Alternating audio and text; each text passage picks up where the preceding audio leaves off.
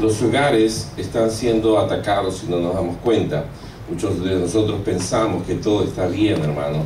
Y si usted se da cuenta cómo están en estos días también matando los del grupo ISIS, este grupo extremista islámico, a cristianos. Yo quisiera que usted más bien pudiera darse cuenta que vienen tiempos peligrosos. Anda circulando en estos días un video acerca de cómo han matado frente al mar Mediterráneo un grupo grande de cristianos y han teñido las aguas de rojo por la sangre. Así que eso no es de extrañarnos, que no espero que no llegue a nuestro país, pero no por el miedo, sino porque usted más bien aprenda a valorar lo que es construir una fe permanente, una fe sólida. Una de las cosas que también estamos viendo en estos días es que ¿cuántos de ustedes han visto construir una casa, han visto construir grandes edificios, han visto construir algo cerca donde usted vive, donde trabaja? ¿Han visto construir esos lugares grandes? ¿Sí?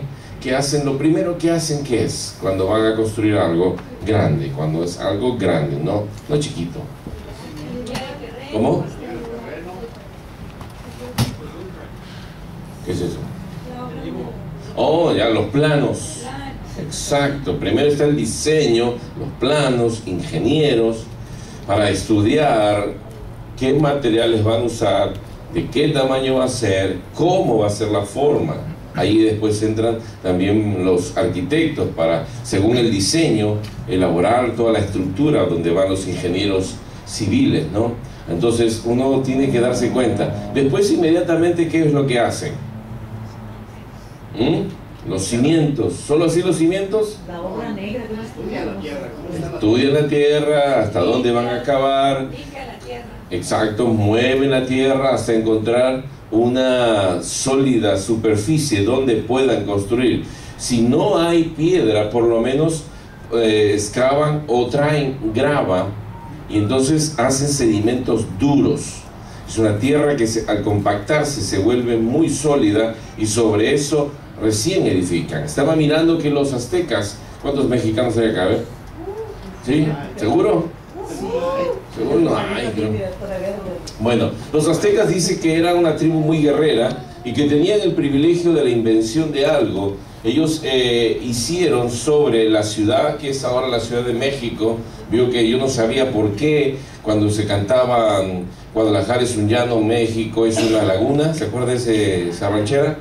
Y yo decía, ¿por qué dicen eso? Hasta que la historia empecé a estudiar y empecé a ver también documentales respecto a México, que dice que los aztecas en la Ciudad de México era un gran pantano y ellos pudieron implantar grandes pilones de madera y sobre eso hicieron edificaciones y solo había un puente que los llevaba hasta la tierra seca, cosa que hacía inexpugnable cuando querían atacarlos, porque los ejércitos extranjeros no sabían que se hundían porque eran tierras pantanosas.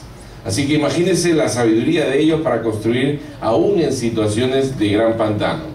Yo lo desafío a que usted vea inclusive un documental ¿sabe lo que son los Países Bajos? ¿Sabe quiénes son los Países Bajos? Latinoamérica. Se llama los países en inglés Netherlands, algo así, ¿no? Netherlands, ya, Holanda. Es un país pequeño y cada vez el mar le estaba quitando territorio. Las costas se estaban añadiendo. Han hecho, miren, no tengo ahorita exactamente la cantidad, pero son miles de millones de dólares que han invertido para ganarle tierra al mar. Con una gran y tremenda inversión de dinero para que si hay algún tsunami, hay algún maremoto, algo que quiera destruir la ciudad, tenga una barrera construida por el hombre. Un desarrollo de alta tecnología para hacer tremendos pilares aún en el mar para poder tener la seguridad de que no sea desaparecida esa nación. Un país pequeño pero que ha desarrollado gran capacidad para ganarle tierra al mar. Si usted va a ciudades como Dubái en estos días, se va a dar cuenta que desde el avión cuando está aterrizando en ese país va a darse cuenta que hay una construcción en forma de palmera en el mar. Tomaron a estos ingenieros holandeses hicieron réplicas en el mar, y usted va a ver dibujada una palmera con todas sus hojas, y ahí vive gente. Es inmenso, ¿sí? No es que es una palmerita como un árbol de las palmeras de acá, no, tiene la forma, pero en el mar es inmenso, que hay barrios, cada rama de hoja es un barrio, y todas interconectadas. ¿Por qué le estoy mencionando todo esto? Porque cuando alguien quiere construir algo, cuando alguien necesita darle valor a algo, necesita tener buenos cimientos y quiere construirlo para siempre. Usted ha visto ¿cuántos han visto, mexicanos han visto las pirámides de Chichén Itzá? ¿Alguno de ustedes vio eso? Uno. ¿Nadie más? En vivo no, pero... En vivo no, pero en figuritas, hay en libros, de textos ahí de la escuela. Ok. ¿Ha visto lo que es el Machu Picchu? ¿Sabe lo que es en el Cusco? Una montaña inmensa, alta, se descubrió en 1911. ¿Sí? Ahí estaban grandes rocas y piedras, y no sabían ellos, los incas, el uso de la rueda. Ellos no tenían ruedas. O sea, ¿cómo hicieron para llevar esos grandes bloques de piedra de toneladas? Estamos hablando de una o dos. Hay piedras que pesan hasta 14 toneladas. Una grúa, un tractor de esos que pueden levantar mucho peso, a no ser que sea en el mar, en un puerto, pero normalmente si alguna máquina quiere transportarse y levantar, puede llegar hasta 2 o 3 toneladas, y muchas veces tiene que buscar afirmarse en la tierra con fuerte maquinaria para sostener al levantar esos pesos. Ahora imagínense cómo hicieron estos hombres de la antigüedad. Uno de los principios que quiero que usted grabe es que hemos desperdiciado los principios que nos enseñaron nuestros padres. El respeto, el amor, los hogares. Si bien es cierto, hay cosas que ellos hicieron tal vez mal, por ejemplo. Si bien es cierto que hay cosas que en el pasado nuestros familiares de repente han hecho equivocadamente, yo quiero que usted recuerde algo. Cuando alguien se casaba antes, era para el resto de la vida. Te casaste, mijita, es para siempre. No que ven y cambiamos de jugador y buscamos otro, sino que es un compromiso para siempre. Y por eso nosotros estamos hablando del valor en este día de la familia, del hogar que permanece, de la familia que permanece, del cristiano que permanece, no de aquel que anda solamente buscando dónde le da el sol para echar flores, sino que más bien no sea un árbol de maceta, no sea un bonsai, sino chiquitito que tiene toda la forma, pero lo llevan de aquí para allá y le van cortando las raíces, sino que sea un árbol plantado junto a corrientes de agua que da su fruto en su tiempo. Miremos entonces la industria de la construcción, cómo se esfuerza por establecer mejores procedimientos. Pero tenemos también grandes construcciones hechas por hombres sin la alta tecnología de nuestros días. La cosa es cómo lo hicieron.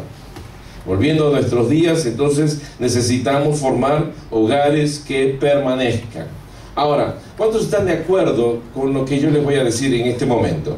¿Usted cree que hay padres que están diciendo que sus hijos se pierden y se pervierten gracias a la calle, a las malas compañías, al internet, a la televisión? Le echamos la culpa a todo el mundo. Yo sostengo lo contrario. Yo creo que más bien se pierden muchos de nuestros hijos, no en la calle, no con gente afuera, sino se pierden en casa.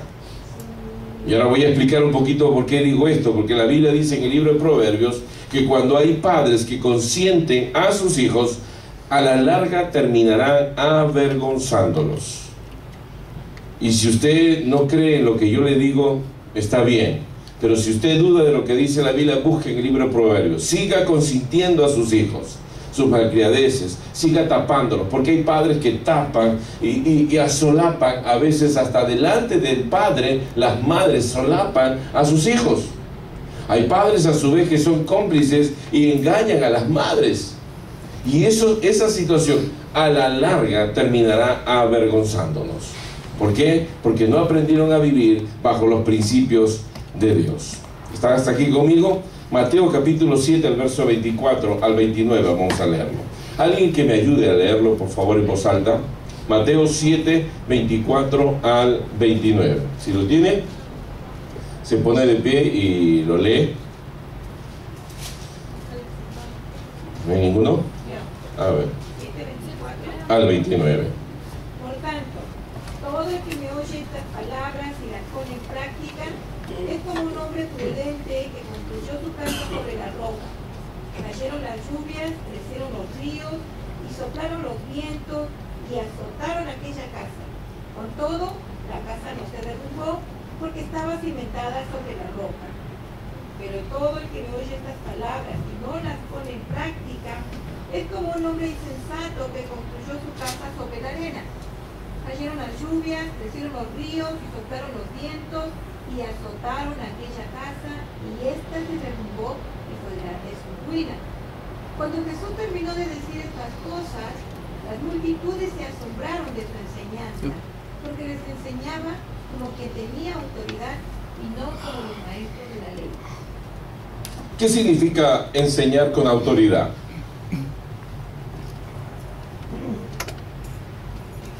Imagínense que yo le voy a dar una clase a Aura de cómo se limpia una casa rápidamente y bien. ¿Le podría enseñar con autoridad eso a ella? Yo le podría enseñar a Adán cómo se arreglan camiones diésel con autoridad. Al revés, ¿no es cierto? ¿Por qué?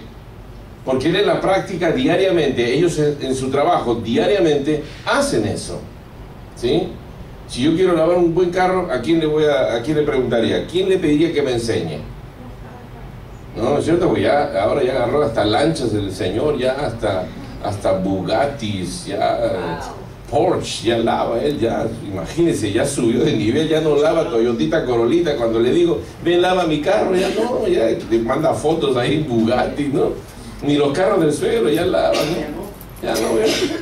Entonces, cada vez que usted vea un experto en algo, ¿por qué? Si yo quiero aprender a guitarra, ¿a quién le preguntaría? ¿No es cierto? Entonces uno está preguntándole a alguien que sabe, que tiene autoridad en lo que está haciendo. Entonces, cuando una persona ve que Jesús está enseñando con autoridad, no como los fariseos, ¿qué significa eso? Porque usted de repente va a decir y va a creer que como él es Dios, él era Dios en ese momento, con esa autoridad lo decía. Pero ¿cuál es la base de la autoridad con la cual Jesús lo decía? Porque él estaba siendo humano. La autoridad es la práctica, la obediencia a la palabra de Dios. Él lo decía con autoridad. Yo no puedo hablar con autoridad, por ejemplo, para arreglar casas, para limpiar casas, para arreglar camiones diésel, para lavar carros. Yo no puedo hablar con autoridad de tocar un buen instrumento, pero sí puedo hablarte de cómo formar una buena familia. O por lo menos una familia que se rinde completamente a Dios y que está dispuesto a pasar, porque en algo tengo autoridad. Y por eso nadie podrá decir, sí, sus hijos son unos rebeldes, mira, están por aquí, están por allá, uno casado, divorciado, separado. Hay autoridad cuando uno vive lo que está enseñando. No es diferente cuando uno dice, haz lo que yo te digo y no lo que yo hago. La autoridad proviene del ejercicio y la obediencia en este aspecto de Jesús a los preceptos divinos. El trabajar por eso en tu hogar hace que esto sea algo fundamental. Muchos de nosotros no tenemos escuela para padres. Muchos de nosotros tenemos escuelas para aprender una gran cantidad de cosas. Hemos tenido maestros. Si yo le pregunto a Brian, ¿alguien te enseñó a tocar guitarra o tú solo aprendiste? Las dos cosas. Pero alguien te enseñó por lo menos a cómo se agarra y cómo se hace una nota. ¿Sí? Más o menos. Más o menos. Alguien te enseñó antes de ser tu dueña de una empresa de limpieza. Alguien te enseñó. Alguien te enseñó. Alguien nos enseñó. Alguien está. Ese alguien básicamente que nos enseña a amar a Dios y a formar buenas familias son los padres. Y si los padres no estamos con el temor de Dios, vamos a formar las familias de repente equivocadamente, porque no estamos haciéndole caso al manual de Dios. A veces recibimos a Jesús en nuestro corazón, pero no escuchamos lo que Él dice. Somos como los maestros decían antiguamente. Te entra por un oído y te sale por el otro. Hay gente que está mirándome, está así, aquí en la iglesia de repente, pero está más aburrido. Está diciendo, ¿qué hago acá? ¿Por qué estoy aquí? Y no está prestando